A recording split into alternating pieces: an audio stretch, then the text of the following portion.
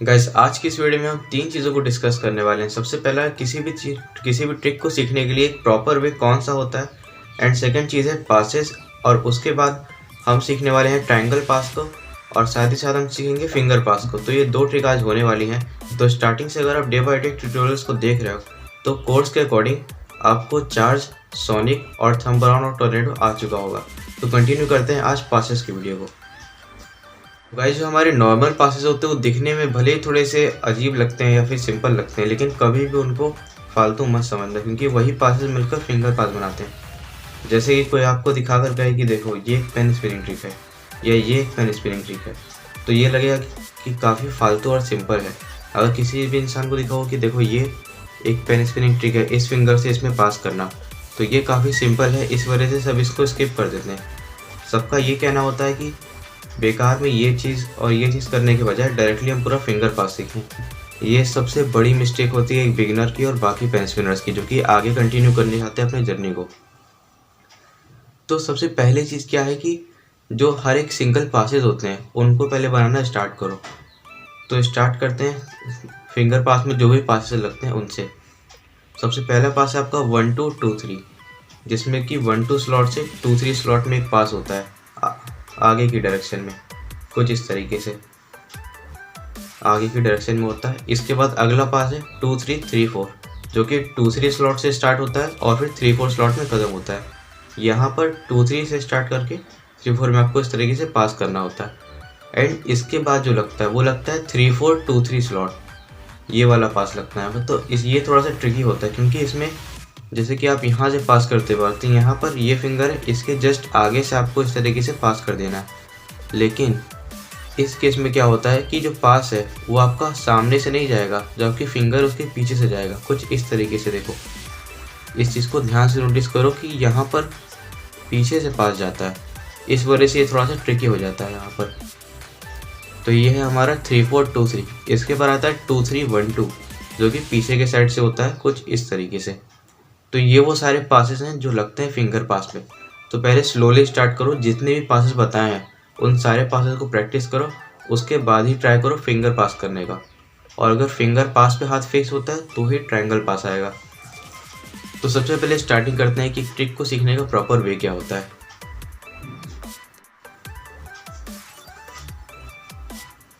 तो किसी भी ट्रिक को सीखने के लिए सबसे पहले जो स्टार्टिंग होनी चाहिए वो होनी चाहिए कि आपको वो ट्रिक समझ में आनी चाहिए। जैसे कि आपको सीखना है थंब अराउंड, तो बाकी लोग क्या करते हैं, थंब अराउंड की कोई वीडियो देखी और फिर कोई भी पेन या पेन मोड लेकर स्टार्ट कर दिया उसको प्रैक्टिस करना। तो ये सबसे बड़ी मिस्टेक होती है यहाँ पर कि सबसे पहले कोई भी ट्रिक आप देखते हो तो उसको समझो कि वो ट्रिक कैसे हो रही है। या जैसे कि आपने थंब अराउंड की कोई भी वीडियो देखी, कोई भी कहीं से भी देखी, तो उसमें आपको पहले ये चीज़ समझना होगा किस एंगल पर होता है, किस स्लॉट में होता है, किस फिंगर का यूज़ होता है। अगर वो सारी डिटेल आपको पता है, वो सब कुछ आप जानते हो, तब आप उस ट्रिक को जल्द से जल्द सीख पाओगे। लेकिन अगर आप वो सब चीज़ें स्किप कर देते हो तो वो वीडियो देखना बिल्कुल वर्थलेस हो जाता है। उसका कोई मतलब नहीं है वीडियो देखने का, चाहे वो 10 मिनट की हो या और ज़्यादा। तो सबसे पहले हर ट्रिक को समझना सीखो। एंड देन जो सेकंड चीज़ है पेशेंस यहाँ पर बहुत ज़रूरी है। कोई भी ट्रिक को आप समझते हो और फिर उसकी प्रैक्टिस करते हो तो ज़रूरी नहीं है कि वो ट्रिक आपको 1 दिन में आ जाए या 2 दिन में आ जाए, मे बी वो टाइम ले सकती है। मेरी ट्रिक्स जो थी कि 1 हफ्ता लगा था सारे बेसिक्स को कंप्लीट करने में, लेकिन जो परफेक्शन आने में थोड़ा सा टाइम लगा था।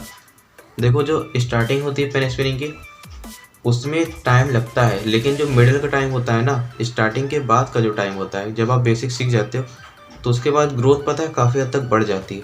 क्योंकि बेसिक सीखने के बाद आप बहुत सारी ट्रिक्स सीख सकते हो, जैसे सोनिक राइज हो गया, सोनिक फॉल, बहुत सारी ट्रिक हैं। तो स्टार्टिंग तो स्लो होगी ही होगी। हाँ, हो सकता है कि आप जल्दी सीख जाओ, बट मेजॉरिटी अगर देखो तो ज़्यादातर लोगों की स्टार्टिंग स्लो ही होती है। तो स्टार्टिंग आपकी स्लो होगी, उसके बाद ग्रोथ आगे बढ़ती जाएगी। ठीक है, तो पहली चीज़ क्या सीखेगी, आपको ये चीज़ समझना है कि किस तरीके से ट्रिक हो रही है, और फिर उसको प्रैक्टिस करना स्टार्ट करना है। और प्रैक्टिस कैसे करनी है कि देखो, अगर आप प्रैक्टिस करते हो तो मन से अगर आप प्रैक्टिस कर रहे हो तो 10 मिनट की प्रैक्टिस भी काफ़ी है। पूरे दिन में जितने भी टाइम होते हैं उनमें से एटलीस्ट 10 मिनट निकालो या 15 मिनट निकालो और वो टाइम लगाओ अपनी प्रैक्टिस में। और उस प्रैक्टिस में एक बात का ध्यान देना कि जितनी कैपेसिटी है उतना ही स्पिन करो। जहाँ पर आपका हाथ दर्द होने लगता है या लगता है कि नस टाइट हो रही है, तो वहाँ पर स्पिन करना छोड़ दो। सिर्फ तभी तक स्पिन करो जब तक आपका हाथ ठीक है। अगर हाथ थका हुआ महसूस हो रहा है तब स्पिन मत करो, थोड़ा ब्रेक ले लो या फिर बाद में स्पिन करना। तो ये थी सेकंड चीज़। तो गाइस चलिए स्टार्ट करते हैं फिंगर पास से। तो सबसे पहले जो भी पेन मोड आपके पास है उसको हाथ में ले लो और मेरे साथ प्रैक्टिस करना। ये भी बहुत बड़ी चीज़ होती है कि जब भी आप कोई वीडियो देख रहे हो तो उस पर्सन के साथ आप मैच करने का ट्राई करो। जब भी वो पर्सन आपको सिखा रहा है तो वीडियो देखते देखते आप ट्राई करो, ठीक है। वीडियो को पॉज करो, फिर ट्राई करो उस चीज़ को अपने स्पिन में अप्लाई करने का, ठीक है। तो चलो वीडियो के साथ साथ स्टार्ट करना। सबसे पहला पास था 1 2 2 3, ठीक है। तो जैसे कि आप चार्ज करते हैं तो चार्ज, अगर आप स्टार्टिंग से वीडियोस देख रहे हो तो आपको चार्ज आ गया होगा। तो आपको सबसे पहले जो आपका पेन है उसको नीचे की तरफ झुकाना है, ठीक है।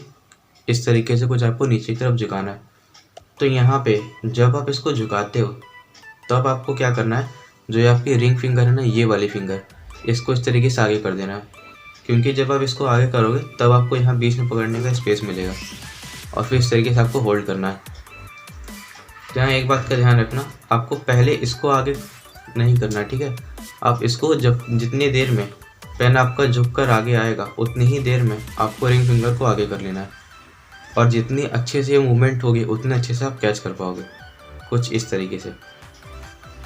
इसके बाद बढ़ते हैं नेक्स्ट पास की ओर, जो है 2 3 3 4 स्लॉट। तो यहाँ पर भी सेम चीज़ आपको करना है कि पेन को नीचे की तरफ झुकाना है। ये थोड़ा सा ट्रिकी हो सकता है क्योंकि फिंगर सबकी फ्लेक्सिबल नहीं होती है। तो यहाँ पर भी पेन को झुकाना है और टाइम देखो, टाइमिंग यहाँ पर बहुत ज़रूरी है। जितनी देर में पेन नीचे की ओर झुकेगा उतनी ही देर में आपका ये जो लिटिल फिंगर है, आपकी पिंकी फिंगर, पेन स्पिनिंग में इसको पिंकी फिंगर कहा जाता है। तो जितनी देर में पेन झुककर नीचे आएगा उतनी ही देर में आपको ये फिंगर रेडी रखनी है ओपन करने के लिए और यहाँ पर पकड़ लेना है। तो वीडियो के साथ साथ ही करने का ट्राई करो। जब ये सारे पासेस कंप्लीट हो जाते हैं तब बैक वाले पास पर आना। तो अब ये ट्रिकी पार्ट है। देखो यहाँ पर क्या होता है कि आपको पीछे की तरफ से पेन को होल्ड करना है। तो जैसे कि हमने देखा था कि यहाँ पर आपको आगे के स्लॉट में पेन को पकड़ना था, तो आपने आगे की तरफ झुकाया था इस तरीके से, ठीक है, आगे की तरफ झुकाया था। तो यही चीज़ आपको रिवर्स में करना है। तो यहाँ जब आप नीचे आ जाते हो तो यहाँ पे आपको पेन को पीछे की तरफ झुकाना है, ठीक है। फिर से आप देखो इसको झुकाओगे तो ये चीज़ नोटिस करो कि जो पेन है वो यहाँ पर आ जा रहा है और ये जो बीच वाली फिंगर आप देख लो ना, मिडल फिंगर, इसको ध्यान दो। इसको जब आप ऐसे बंद करोगे तो अब देखो इस तरीके से आप पकड़ सकते हो, ठीक है। इस चीज़ को करने का ट्राई करो। फिर इस स्लॉट में आने के बाद फिर से पेन को झुकाओ और फिर यहाँ पर ये फिंगर से ऐसे पकड़ लो, ठीक। अब देखो यहाँ पर इस मूवमेंट पे आपको फिंगर को रिलैक्स नहीं करना है। बहुत लोग यहीं पर मिस्टेक करते हैं कि जैसे एक पास किया तो फिर हाथ को ऐसे सीधा कर लेते हैं, फिर एक पास किया फिर हाथ को ऐसे सीधा कर लेते हैं। ये मूवमेंट सबसे गलत होता है। जैसे ही एक पास हुआ तो इसके बाद आपको फिंगर को ऐसे सीधा नहीं करना है। एक पास होने के बाद ही तुरंत आपको दूसरा पास करना है, क्योंकि जब फिंगर झुकी रहेंगी ना तो आप खुद नोटिस करो कि जब फिंगर झुकी हुई हैं तो कितना आसान हो जाता है यहाँ पर दूसरे स्लॉट में पास करना। और सेम चीज़ यहीं पीछे से भी होती है। पीछे से भी आप एक स्लॉट में पकड़ लिया, अब देखो यहाँ पर फिंगर को ऐसे सीधा कर देंगे तो ये ट्रिक बहुत कॉम्प्लेक्स हो जाएगी। और वही फिंगर को झुकाओगे जब आप, तो ये देखो ईजिली हम इसको कैच कर सकते हैं।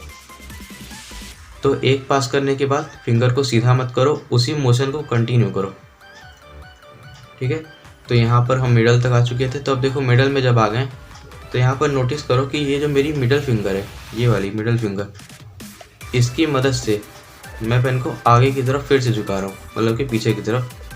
तो यहाँ पर अब देखो इंडेक्स की मदद से हम लोग इसको कैच कर सकते हैं यहाँ पर, ठीक है। फिंगर्स को ध्यान से नोटिस करो। अब इस फिंगर से हम इसको यहाँ कैच कर सकते हैं। तो इस तरीके से फिंगर पास का पूरा राउंड कंप्लीट होता है, ठीक है। 1 2 3 और 4 ये सारे जो स्लॉट्स के पास हैं इनको कंबाइन करो और फिर आपका फिंगर पास कंप्लीट हो जाएगा।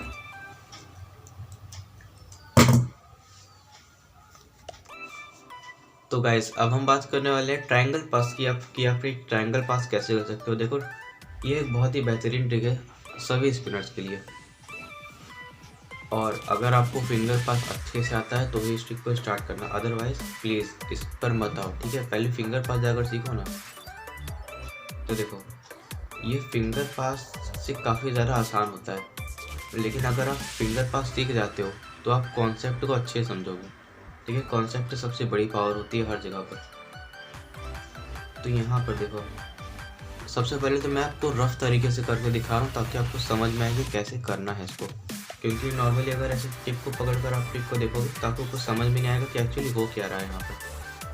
ध्यान से देखो, सबसे पहले पैर मैंने कहाँ पकड़ा है, ये जो बीच वाली फिंगर होती है मिडल फिंगर, इसमें पकड़ा है, और साथ में कहाँ पकड़ा है, अंगूठे पर, देख रहे हो ना। और फिर इसके बाद ध्यान से देखो कहाँ पर पकड़ा, इंडेक्स फिंगर पर और मिडल फिंगर पर। अब फिर दोबारा कहाँ पर कैच करूँगा, ये ध्यान दो, ये देखो, ये था मेरा अंगूठा, इसकी मदद से पेन को वापस पकड़ लिया, देख लिया। अगर आप ये चीज़ कर लेते हो तो आ गया आपको ट्रायंगल पास। जी हाँ गाइस, इतनी आसान ट्रिक है ये, सबसे बेस्ट लगती है मुझे पासेस में, और सबसे आसान ट्रिक है बिगिनर्स के लिए। तो देखो, अभी आपने जो देखा, पहले यहाँ पकड़ा, यहाँ पकड़ा, यहाँ पकड़ा, ठीक है। तो इस चीज़ को मेरे साथ करने का ट्राई करना, ठीक है, 3 स्टेप में, ठीक है।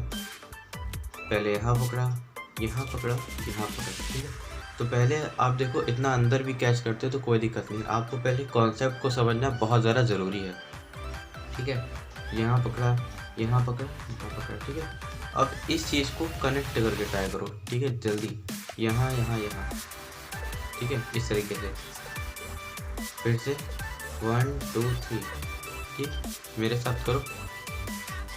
स्टार्टिंग देख, ध्यान देना, मिडल फिंगर और आपके अंगूठे से हो रही है, 1 2 3, ठीक। इन स्टेप्स को करते रहो लगातार, 1 2 3, 1 2 3, इस तरीके से इसको करते रहो, ठीक है।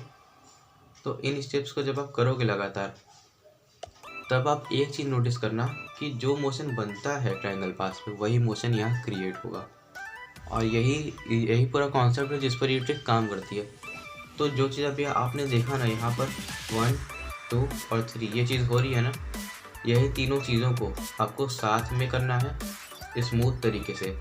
और एक और डिफरेंस है कि पेन को एकदम ऊपर से, यानी कि आपके फिंगर के टिप से पकड़ कर करना है, बस यही है आपका ट्रायंगल पास, ठीक है। तो इस चीज़ को कनेक्ट करके करोगे तो ये कुछ ऐसा दिखेगा। तो अब बताओ, अगर ये ट्रिक आपको आसान लगी ना तो प्लीज़ कमेंट करके ज़रूर बताना। तो देखा, इस तरीके से हो गया आपका ट्रायंगल पास, ठीक है। अब अभी आपने इस तरीके से देखा ना, रफ तरीके से। अब देखो परफेक्ट वे में, इस तरीके से देखो, टिप से पकड़ा, फिर यहाँ पकड़ा, फिर वापस यही पकड़ा। अब इसी चीज़ को लगातार इतना कैमरे के इतना करीब से करना गाइस इजी नहीं है, यहाँ नॉर्मली बैठकर करना इजी पड़ता है, ठीक है। तो ये था हमारा ट्रायंगल पास।